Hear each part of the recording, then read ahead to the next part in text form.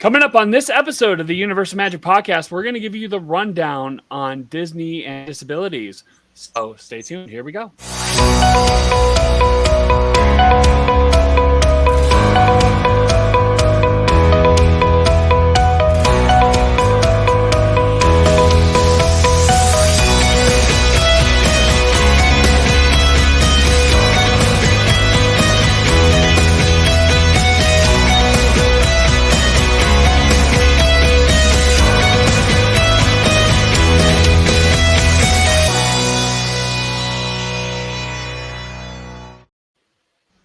Hello and welcome to this week's episode of the Universal Magic Podcast. My name's John. I am one of your hosts.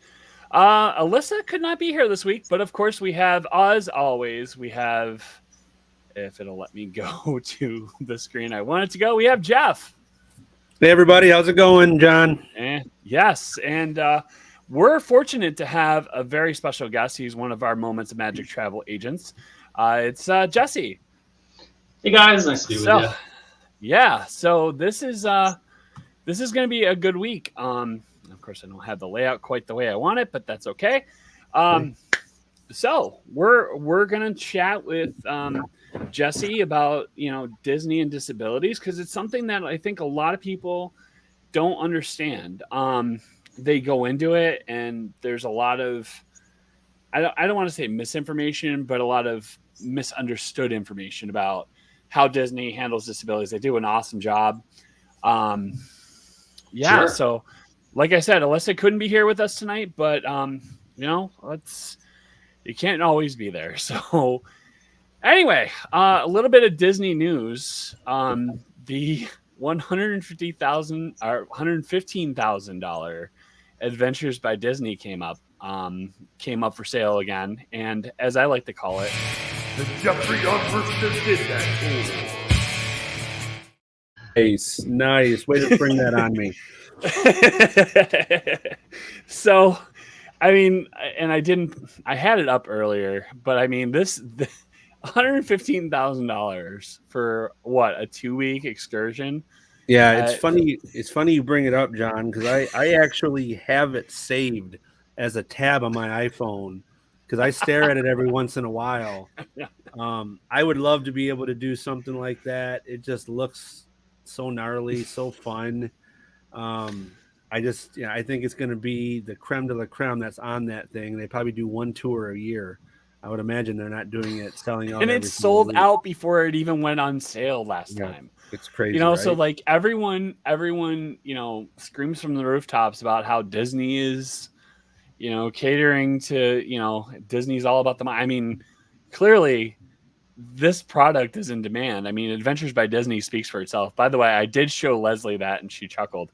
I forgot to mention, we are brought to you by momentsofmagictravel.com and Moments of Magic Travel. So any of your Disney theme park travel needs, sorry, Jesse, it's covering you there, but momentsofmagictravel.com for your no obligation quote. Yes, you gotta point to it. So anyway, we're here to talk Disney and disabilities. I think that there's so much to what Disney does.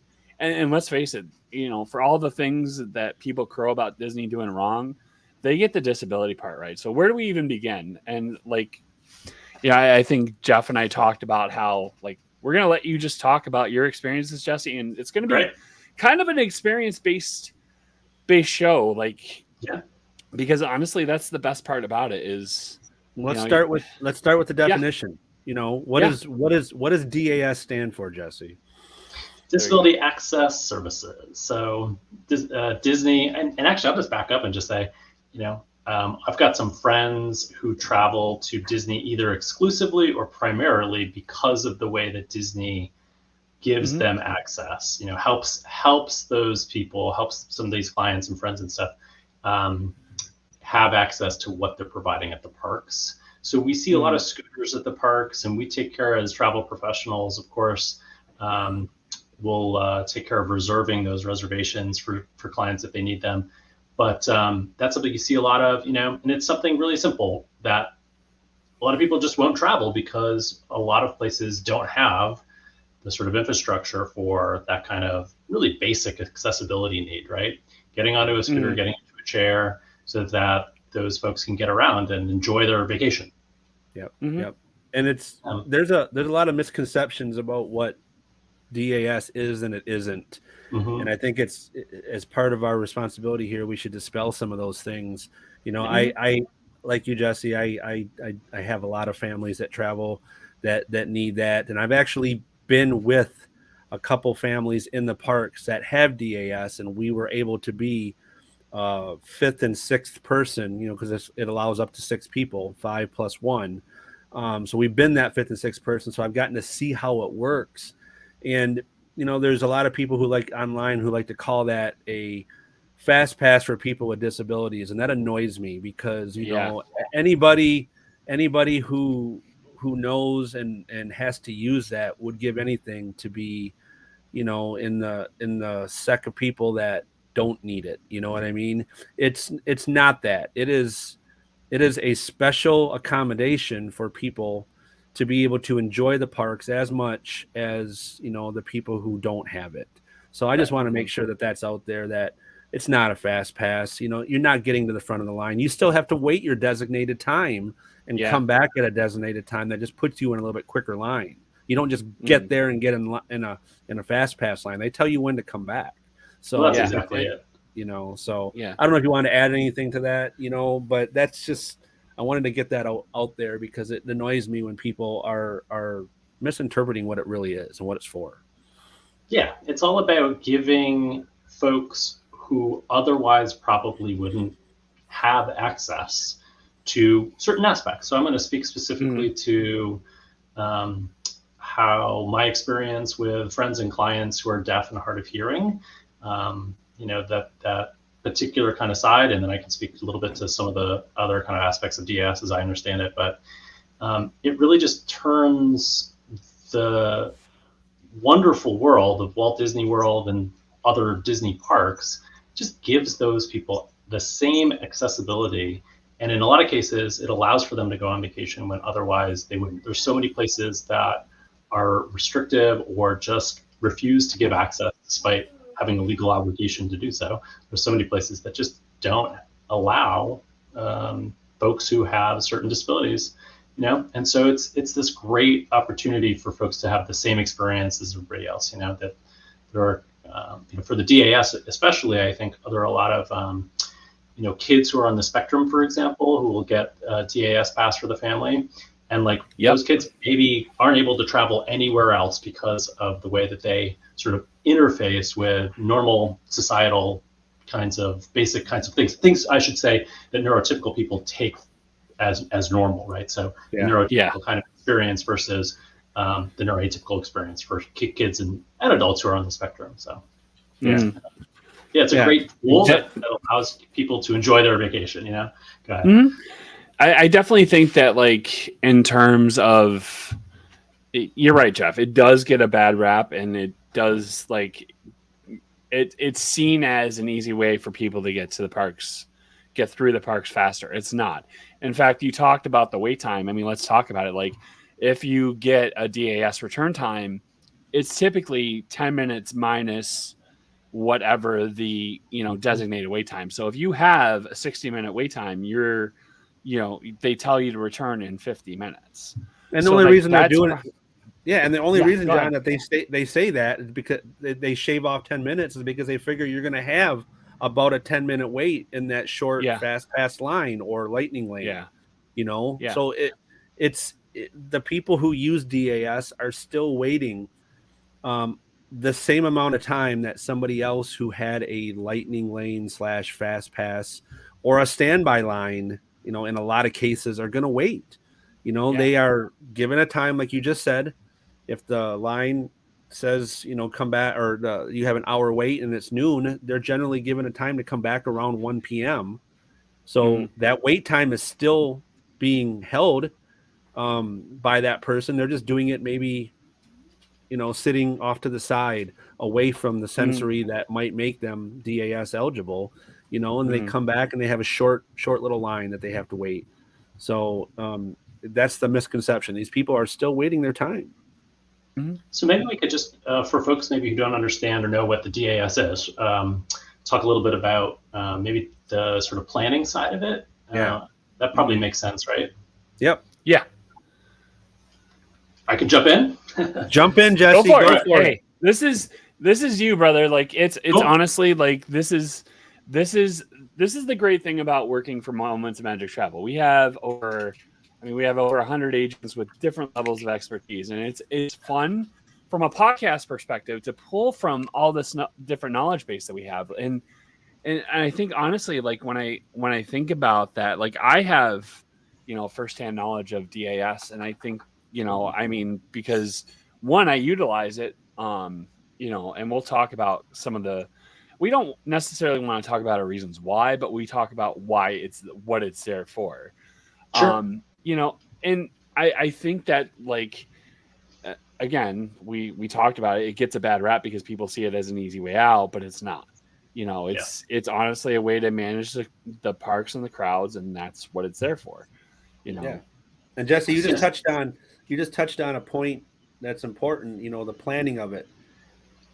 Correct me if I'm wrong, because I know, like John, I know enough about this to be dangerous. You probably know a little bit more. You can actually register for this before you even leave from home, can't you? Oh yeah. Yeah. In fact, you can and should do that, right? So we've got a certain window.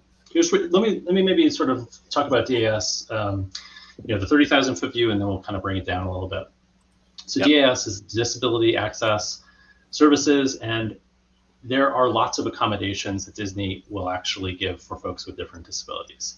DAS, as we have been talking about it, is essentially uses a version of the Lightning Lane kind of interface and the Genie Plus kind of style, although it is a different thing than Genie Plus. It's a different thing than Genie Plus, but it utilizes the Lightning Lane to allow folks who have sensory issues and other kind of sort of different abilities to be able to wait in the physical line for a shorter amount of time.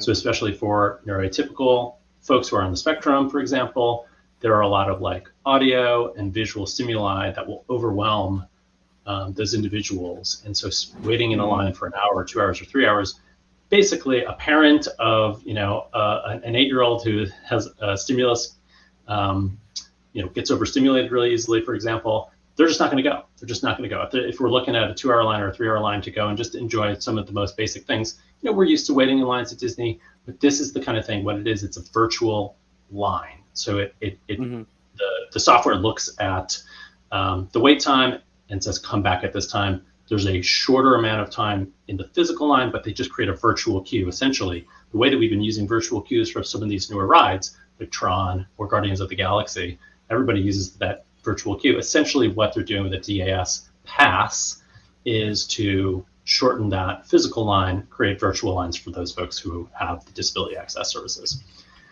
pass. So that's for the big picture, kind of honing in down a little bit on the planning side of things. You can register. There's a certain window that you can register for the Disability Access Services. You have a window the same that you do for dining or for other kinds of reservations in the parks. Once you have your ticket, you make an appointment with DAS, and then this is something that we as travel professionals can't actually do for the client. This is something that the client has to do for anybody, right? So this is available to anybody, whether they're using a travel professional or not. But with travel professional, what you get is, we'll queue in on the time. We'll have you set up as soon as possible your meeting with DAS. So DAS will actually interview folks who are applying for the Disability Access Services. And they do an interview and basically sort of ask, what is it that you're looking for? Why are you looking for a DAS pass? And then get specific about it. So there was a time, and I think you talked a little bit about the bad rap DS has and people sort of like poo-pooing it. There was a time when it was a little bit less regulated, and there were people with disabilities who qualified for DAS who were selling access to themselves for people. There was sort of this, I think maybe a Times article, or there was some national news sort of, blew this up a little bit. And then they got a little bit more serious with the evaluation. So Yeah. does that mean that you need to be worried about it if you have a legitimate disability that you need? Not at all, right? They just do their due diligence. Yeah, and that's the thing. Like, if you have like, and I don't want to say Disney doesn't care about the whys, but like they don't judge you for it. Like for me, when I initially started getting DAS, it's because I had a massive panic attack in the line for Spaceship Earth. And it just and part of my struggle is when I'm walking, it's a lot of starting and stopping people cross, and it's because I'm so tall. So it honestly it builds up after a while. So like that's when I started utilizing DAS. So like that's and we can talk about like why our whys are, but to Disney they just want to make sure it's a legitimate reason, and then they set it up and like They should. with They the should. yeah, and with the update they actually did an update. Was it last year where they came up with a couple of the updates, like where they actually interview you before? They will, like you said, they'll set it up online. I will tell you the online process can be a struggle bus at times. As my dogs are wrestling in the background, go figure. So And I think that's where we it's come in. I've worked with clients before and like getting them set up like, all right, this is the website, this is what it's going to look like, sort of preparing them to be able to kind of interface with that somewhat complicated online thing. Would you say that the interview itself is pretty straightforward? Yeah. Oh yeah, the interview itself is straightforward, and the cast members are great. The frustrating part that I found is it constantly, boots you out and says you have to refresh. Oh yeah. That's at least my experience. So like, there's been a time where, especially when this came out, we had a trip planned where it was an all day, thing to try to get to a cast member to finally set up the DAS. And another good thing that they did was they gave you the opportunity to do, was it 3 attractions per day, or to plan your trip out, which is a good thing and a bad thing at the same time, because you're kind of at the mercy of what they have available.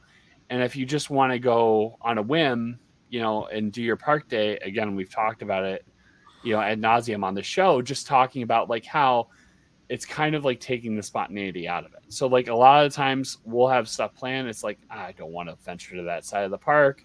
Let's just move on.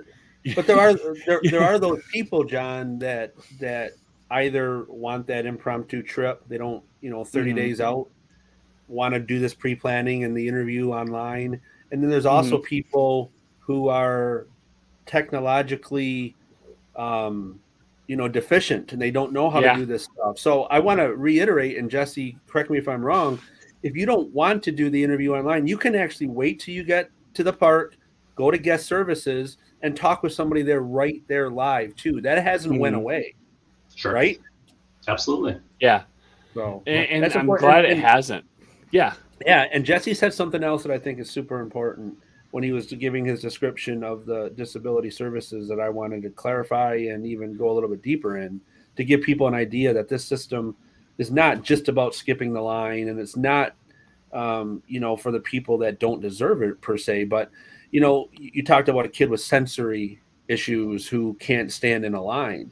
And there's a lot of people who think that because they broke their leg and they're in a wheelchair, that they qualify for it. And a lot of times those are the types of people that get immediately turned down because their queues are wide enough for you to sit in that wheelchair and wait like everybody else. That's not what it's for. It's for people who are legitimately burdened with a sensory issue or maybe a digestive issue where they can't stand for a period of time.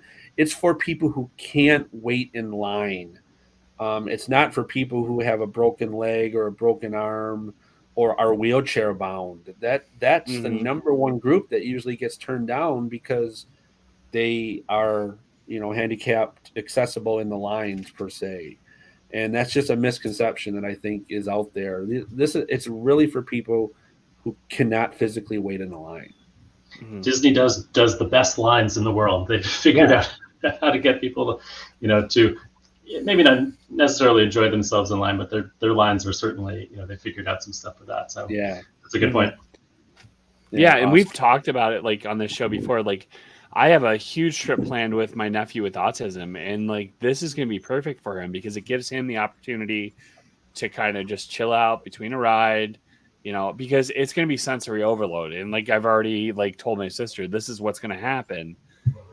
Like we have a game plan, we have a plan A, plan, all through to plan Z just in case. Like we're prepared. But like, I mean, you have, like I said, like for guests who have sensory issues, for things like that, that's the perfect thing for it. Yep. Yeah. So So Jesse, tell us a little bit more about the actual interface that they are using in the park. Yeah, so it's Because actually through.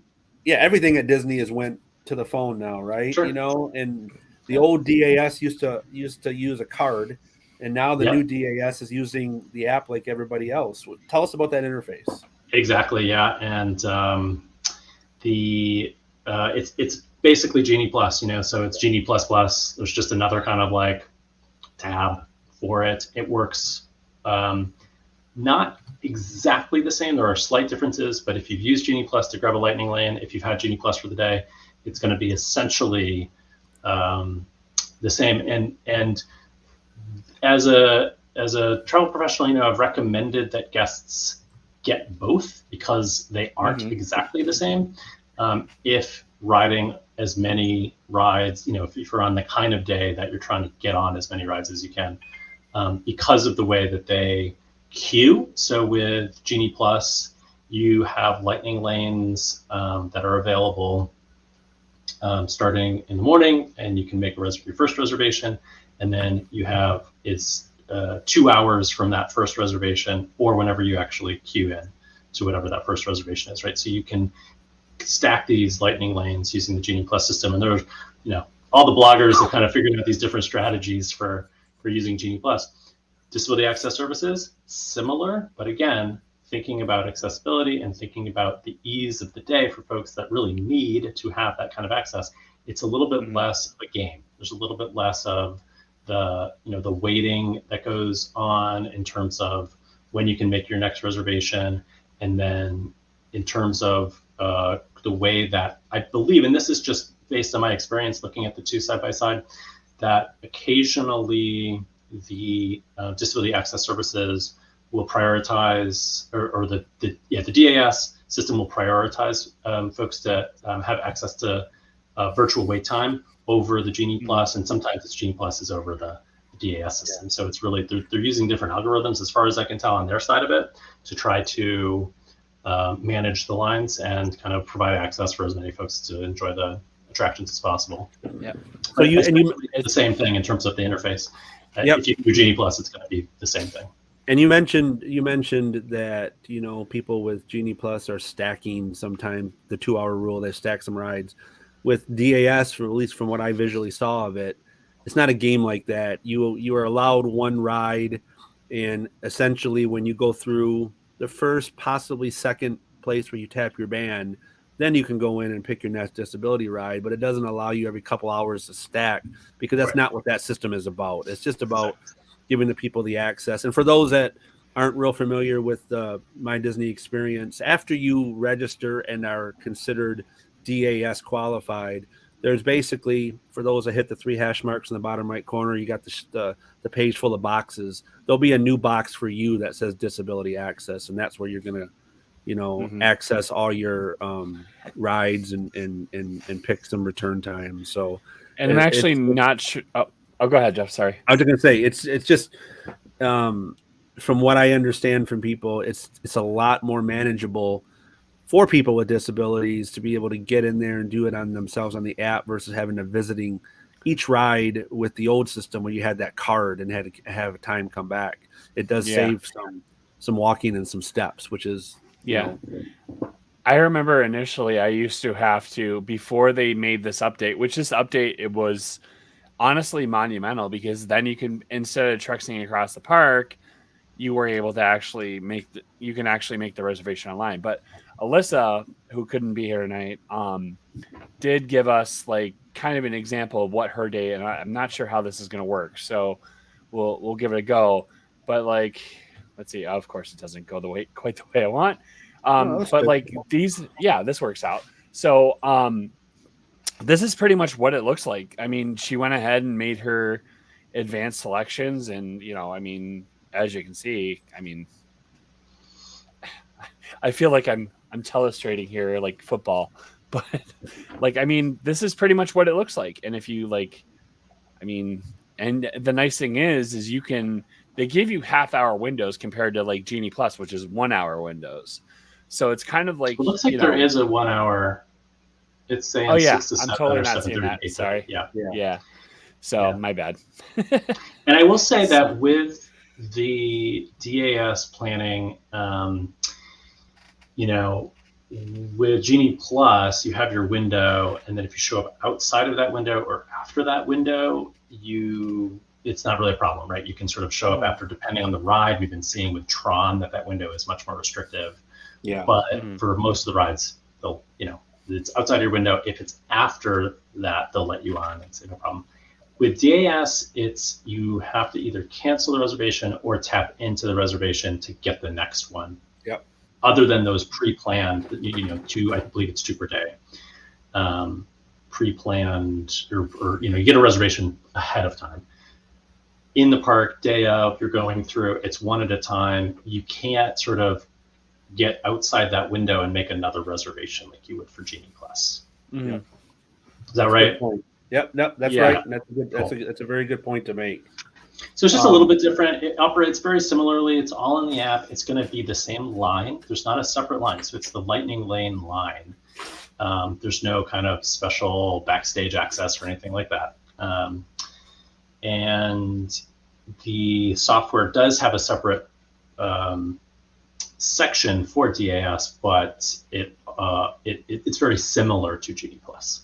Yeah, for sure. How long? Because this is, I know the answer to this, but Jesse, I want, for our viewers, I want you to answer the question. How long is DAS good for a family that qualifies for it? That's a good question. And if you don't, I do know the answer to that, just because I have a family that just recently used it. But I'd have to look at my notes, but I would think it's per trip, or is it you get a calendar year? It's actually good for 60 days at a time. So okay. From the moment you get it, and this is for some people who have DAS, who are, there's not a lot of families who are going to Disney World once or twice a year that need 60 days access, but there are some families and people who are local pass holders, right?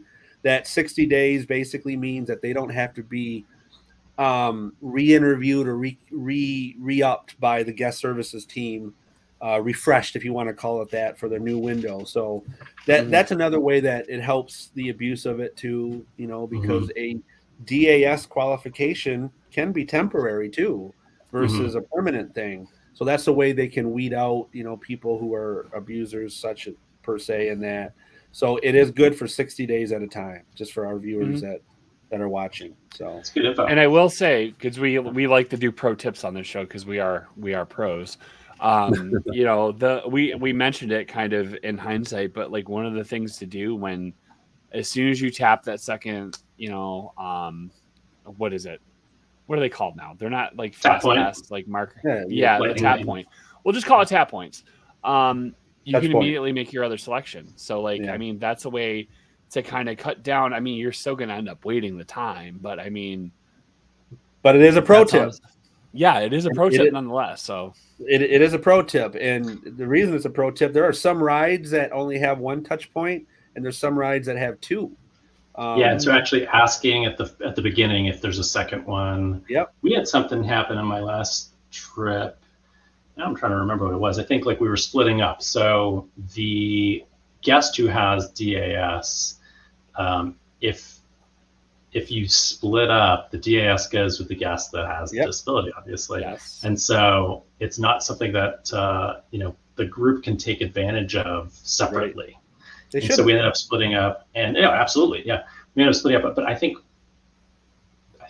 maybe we had to tap in, because there was a reservation. This happens with the Lightning Lane selections too. I don't remember exactly what it is, but we either had to tap in or we had to manually go in and actually cancel that one guest who split off to make the next reservation. So that can happen too. If you have one guest who doesn't tap in the second time or doesn't tap in the first time, This happens with bigger families. I've seen happen in line before, where they're not able. This is just a Genie Plus thing, and I believe the same thing is true for DAS. Where I remember watching this family, like one kid didn't tap in, and so they couldn't make their next reservation and they had to go all the way back to the line, tap in, and then they were able to make their next reservation. So yeah, tapping in, important. And some families will know It's that very too important. when they get off the ride and they look in their app, they'll still see the ride there because one Exactly. person hasn't tapped yet. That's when, John, your point, they have to go in there and physically cancel that before they can do the next one. So. Yeah.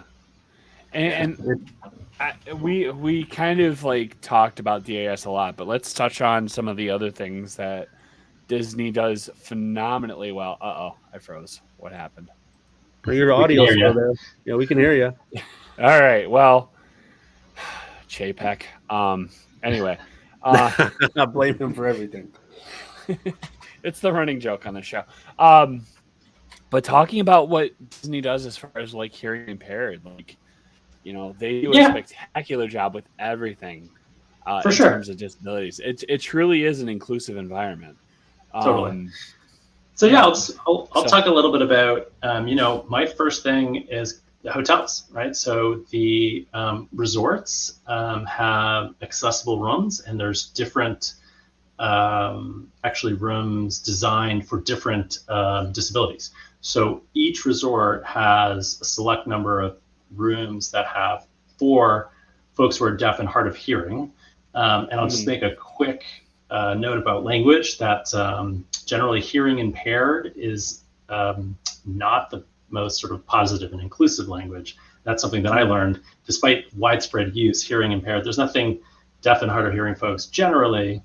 And, you know, this is one of those things you can sort of ask somebody, you know, what is your preferred sort of way? You know, do you identify as hard of hearing, deaf, late deafened, et cetera? But most folks don't love that term, hearing impaired. But the deaf and hard of hearing folks, they have visual doorbells. So it's just this really essential thing. Having, when you have somebody come to the door, housekeeping or otherwise, if you're in one of these rooms, they have a doorbell, press the doorbell, and there's a light that pops on and off, in addition to some strobes. So for fire safety, there are strobe lights as well as the audio cues for an emergency. So those kinds of things are really helpful for those folks to have a safe and enjoyable trip. And that's something that when you're planning, you can make a reservation with rooms with disability access. So that's going to be one of those things for deaf and hard of hearing folks. Disability access services as well. I will speak for clients and friends who have qualified for DAS, and it's sort of a you know, general anxiety in groups of like what's going on around. So a lot of you know, some of my clients who are deaf say that like just being in line, it's a stimulus thing. It's a lot like we've been talking about for folks who are on the spectrum, not knowing what's going on, not, you know, that just sort of anxiety will build if they're, you know, sitting in line. So that's one of those things that they've qualified for DAS that way. One of the coolest things I think that Disney provides for Walt Disney World, and they do this for Disneyland as well for sure, is they have interpreters who will sign in American Sign Language for some shows and attractions. It's very limited, so I'll touch on that in a second.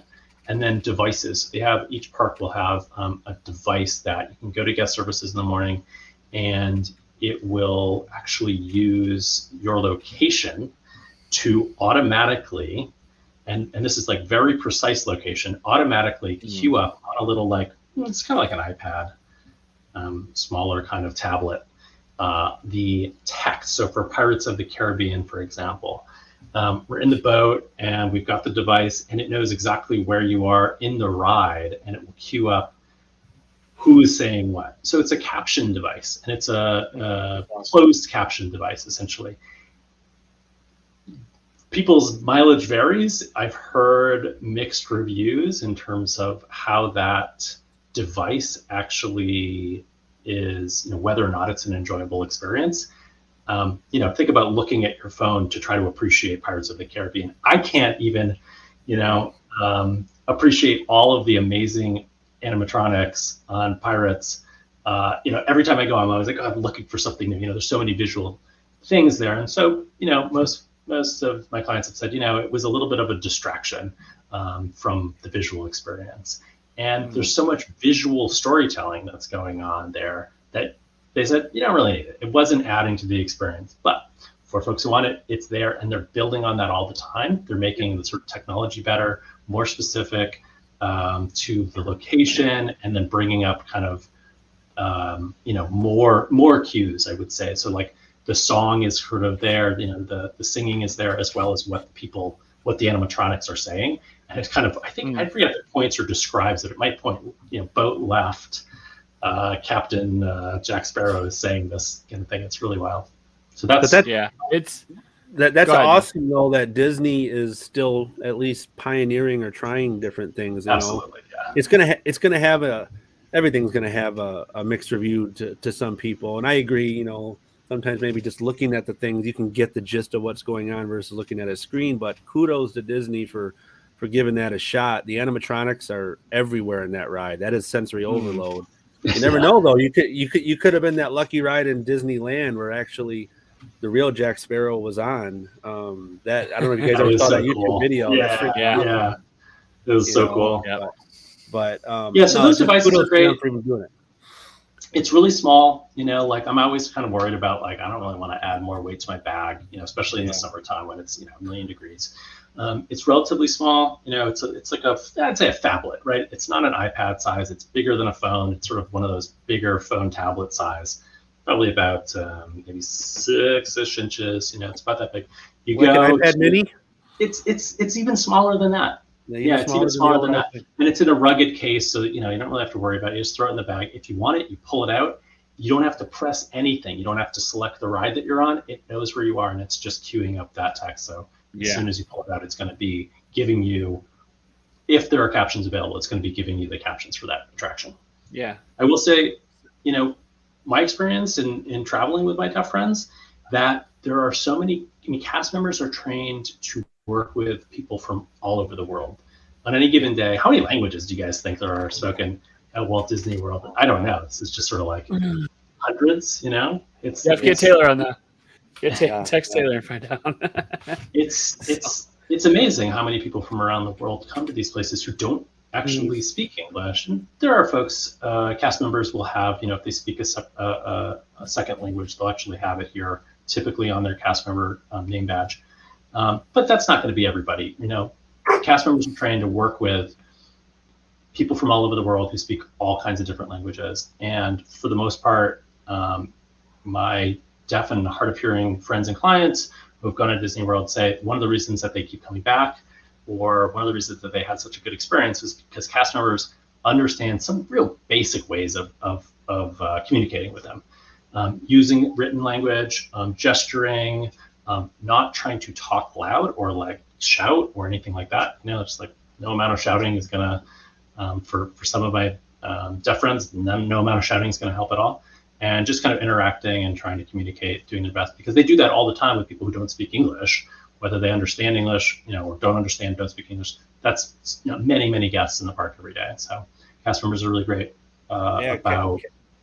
Say cast members are the fabric of all of Walt Disney World, whether you're signing up for DAS or whether you're just enjoying the day. They are the MVPs of Walt Disney World, and why people have such enjoyable experiences, because all these things such as DAS and everything you described has got a cast member behind it. So absolutely, they're the real MVPs of Disney World and are often underappreciated by many. I've met in my trips a couple of deaf cast members too, and it was like such a wonderful experience. Some who don't have any kind of oral skills, so like some deaf and hard of hearing folks are able to kind of communicate with their voice. Many don't, and I've met some who don't, who are working in the shops and stuff. They have a little sign like, hey, if you're looking for a discount, just let me know, point to the discount that you're looking for. If you have questions, I did some pin trading with somebody, and I was like doing the pin trading, and I didn't even realize she was deaf at all until I was done.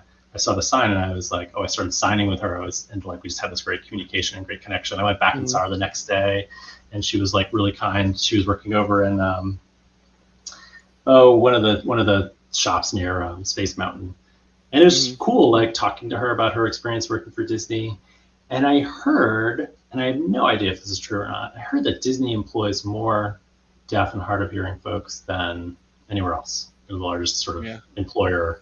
And I was like, oh, that's so interesting. So a lot of deaf-owned businesses for services to deaf and hard of hearing folks. I would think that would be something, but I've encountered several in my, I go to Disney maybe once a year to sort of work, and I've encountered a bunch of deaf cast members. It's pretty neat.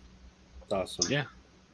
Let me talk about the interpreters for a second, because that's probably the biggest thing. For a lot of folks who use sign language, American Sign Language as their primary language, having an attraction delivered or an experience delivered in their native language is something that's really,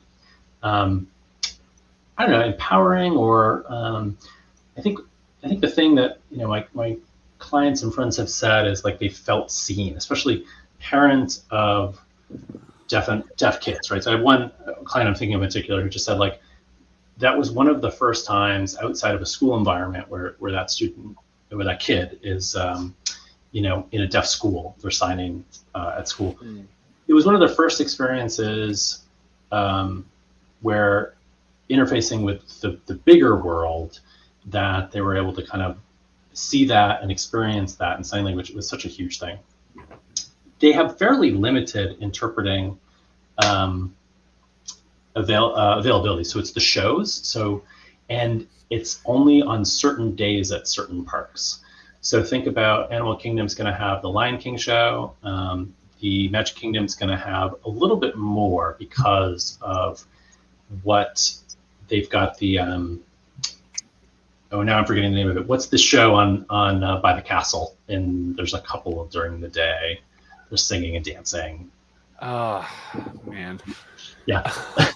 It's on the like there's so many. Like there's the show that kicks off the day, and like, right. Oh man. So that show, I'm pretty sure they've got the interpreters for. So it's 1 day per week. So this is the thing from a planning perspective that's super important. If you want access to these interpreters, you have to plan around them.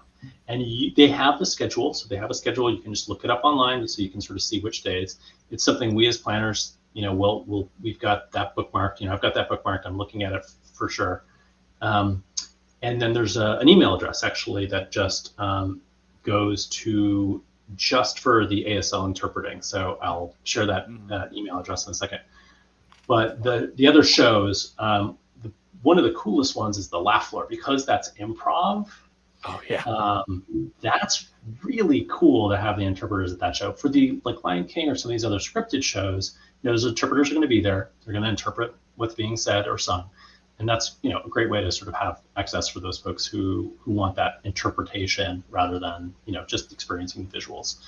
But the other one that was really fun was, and it's one of the few attractions that's not a show, is of course Jungle Cruise, because all of the language-based puns and the humor and stuff like that, they have, I believe it's once, maybe twice a day. Excuse me. They have the Jungle Cruise interpreters for one ride. So you show up kind of just to the left of the main line. It's actually, I think, where most folks are coming off of the ride. Meet the interpreter there. You get on a boat, load in the interpreter, and anybody who's looking for access, any groups that want access. You don't need a reservation for these, right? So these kinds of things, it's not going to go on the DAS because they're shows. If you wanted to get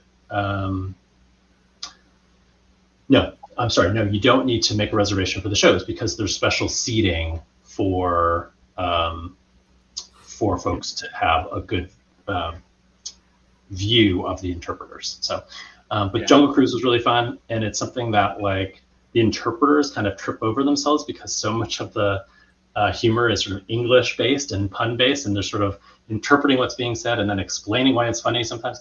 But I will say that all of my friends and clients who are deaf and hard of hearing have said it's worth it. So that's one of the few, and then the laugh floor is the other. The shows, if you're going to go to a show, you should definitely plan around that show. Most of the attractions don't have interpreting, right? They've got closed captioning or open captioning that's on the screen if there's a pre-show or something like that. Anytime you've got some instructions or something like that, it's always going to be in open captions. It's going to be written on the bottom of that screen. Or if it's something like Pirates, where you've got that sort of language-based experience where there's either singing or there's some dialogue going on, you do have that device. Awesome. So that's been my experience with deaf and hard of hearing access. I'm looking through my notes here. And I actually pulled up the website, Jesse, if you want. Cool, great. Like we can, give me 1 second. I'll actually share that because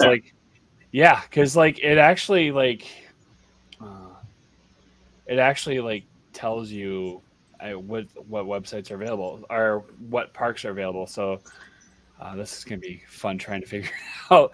I mean, it says right there, as far as, Animal Kingdom Park, Tuesdays and Saturdays, Hollywood Studios, Sundays and Wednesdays, Epcot Fridays, and Magic Kingdom Monday and Thursday. So you can essentially plan your park week around, these interpreters and stuff like that. And, just absolutely make it that much better. Yep.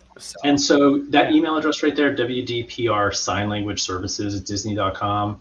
I do recommend emailing. That's something that as a planner I'll do for my clients. Then I tell my clients to also get on that. So what this email has, there's somebody on the other end of this, right? So there's some cast member on the other end of this who's sending out the schedule as they publish it for each week. So they do have those, Mondays and Fridays or whatever for each park. But because of staffing, because of COVID, because of everything else, getting up-to-date information is super critical for your trip. And it's possible, I haven't seen it or heard of this happening, but it's always possible if somebody gets sick, if they can't cover it, they're going to say, oh, we don't have the interpreting available, or we need to switch it over here. It's only going to be at this one time instead of this other time. So those kinds of things with up-to-date, information is going to help guests have the best trip possible.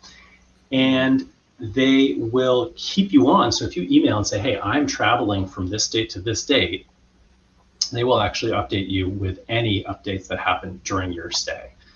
So that's been really cool.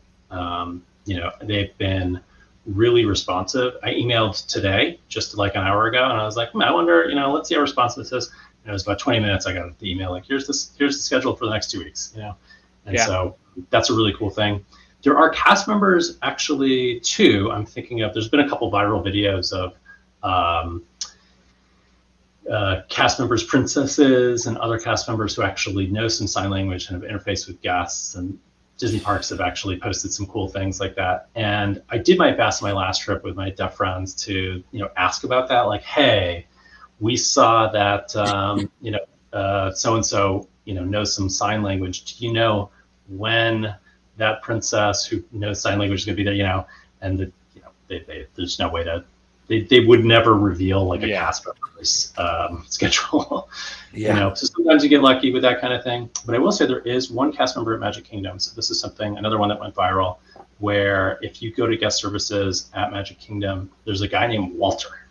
And Walter is a fluent ASL signer. So it's a great way to kind of start your day over there. Touch base with Walter. He's there. He's been there every day that I have gone to Magic Kingdom. So it doesn't work 7 days a week, I'm sure. But he has provided that the device, the captioning device, and then also just kind of said hello and greeted my friends in sign language. And it was just a great way to get the day going. So,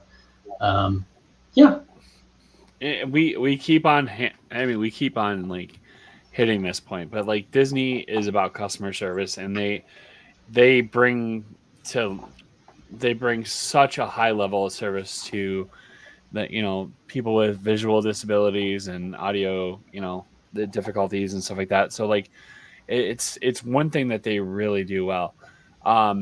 Jesse, as we wrap up here, why don't you go ahead and give your contact information? And again, we're brought to you by momentsofmagictravel.com. So you get your free no obligation quote. You can hit up Jesse because he's amazing. He really knows his stuff, and it's been awesome to have you on there. I dig the mustache. Thanks, guys. Yeah, it's been a pleasure connecting. It probably takes a village to keep that up, doesn't it? Yeah, it's funny. People are like, hey, what does your wife think about your mustache? I'm like, I don't kiss myself, you guys. Like, if she didn't like it, I wouldn't have it. You know, she's in charge. And it doesn't take too long either. If it took more than 5 minutes, I wouldn't be into it. I teach high school, so I get ready at like 5:30 in the morning, you know, ungodly hour. So I'm like half awake. And so just a little wax in the morning gets going. Yeah. And I've got my Dapper Dan's shirt on. Nice. It's one of my favorite attractions. Yes. Or favorite experiences. I love the Dans. My info, you can find me at Jesse at Moments of Magic Travel, and then MOMT Jesse at Instagram and Facebook. Let me confirm that that's true. I know. If you search for MOMT Jesse, it should be MOMT Jesse. Yeah. Yeah. And we'll definitely put your links in the description and stuff like that. But it's been an absolute pleasure. Jeff, any final thoughts or anything you want to hit before we? No, this is why we love having you guys on, Jesse. All the agents, you know, yes. me and John are agents, and we're your co-hosts. But there's so many of you guys that have great experiences that we love to feature on here, and we want to make sure all the Moments of Magic travel agents, you know, are featured here at some point, and we plan to do that. John, you look like you want to say something. I do, because we forgot to mention this. Jesse, like, given that the Galactic Star Cruiser was closing, you were like the VIP that day, because you did how many trips that day? Like, yeah, so this is great. This is, you know, talking about travel planning, right? So I'm going to go into this tangent. I'm going to go into this. This is great. So I'm in a couple of Facebook groups for different Disney things, right? So I'm a fan of camping. I got an RV. So last year I went and stayed on property in my RV at the campgrounds, and that was a cool thing. But there's a couple of Facebook groups for people who are just enthusiasts who love camping at Disney. And what I noticed is that there are some travel companies who will make a Facebook group, and then they're the exclusive travel planner. Nobody's allowed to advertise their travel planning in the group, which is great. It's a great business. You know, like, we should have a Moments of Magic Travel as the exclusive planner for some Facebook group. I don't know. But I noticed when the Star Cruiser was closing, I didn't realize until this day that there was one of those Star Cruiser groups that I joined, because haven't been, but I've been wanting to go. And so I've been sort of like kind of vibing it, waiting for the travel agent discounts to come out, you know, and of course that isn't happening. But I noticed that on that day, so this is what happened for folks who were not paying attention. They announced the closure of the Galactic Star Cruiser. They closed reservations while they rebooked everybody who was booked after the September 28th sailing, which is the last sailing this year, September 28th to 30th. Anybody who was booked after that, they had a couple of days where they called all those people, contacted all those people, tried to get them booked for other dates from now until the end of September. Yep. And then they opened up bookings, and I touched base with a cast member before the bookings opened and just asked, like, we normally do have priority access, right? We have a phone number, we have a website, so we have some advantage over a guest going on and trying to make a reservation for themselves with most reservations. And I just touched base with the cast member. I said, hey, is there any kind of additional access that we're going to have? He said, nope, or it's a free-for-all. You know, they have one line for the Star Cruiser, and that's going to be, you know, how it goes on that day. And so I had a client that wanted to go, and I said, you know what, I'm going to do my best. And I've got the Moments of Magic Travel agency. We're all independent agents, but we have a virtual office that we communicate with each other. And what ended up happening was I got in after about an hour or so, which was better than anybody else in the entire agency was able to do. Nobody else was able to actually get through it all. And so all of the agents that were trying to book for their clients got in touch. When I got through, I was on the phone, and I booked every single one of the Moments of Magic Travel clients, you know, that wanted. And you know, it was I think 5 or 6 maybe. You know, it wasn't a lot. And we had a limited time. I had 90 minutes, right? And so the cast member I was on the phone with, you know, said, all right, we got 90 minutes. So it's like, all right, let's get through it. We made all of our bookings. There was one person who wasn't able to do it on the dates that were left by the time I got through. So it sold out that day. So we did have one client who just didn't get the dates that they needed, and therefore they couldn't go. Everybody else got booked because of that sort of leverage, right? Because we're not the biggest agency out there. We're not the smallest though. And so we're able to kind of leverage that teamwork. What did I get from that? Nothing. I got my client, the way that we work is on commission. I get my commission from that client.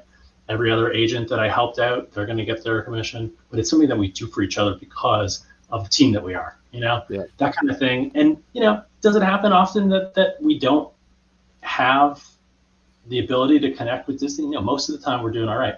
Hurricanes, other kinds of emergencies like that, though, this is the kind of situation where having a group of people who are all working together, we can leverage that to make things happen for our clients. Absolutely. That was a really great day.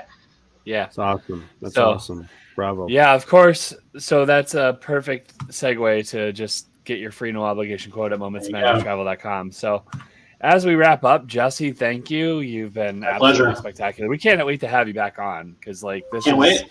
Yeah. So anyway, I did get a reservation for myself for the Star Cruiser. I'll be going in the end of August, so I could come back and it's very cool. One of the last ones. We'll send it off proper.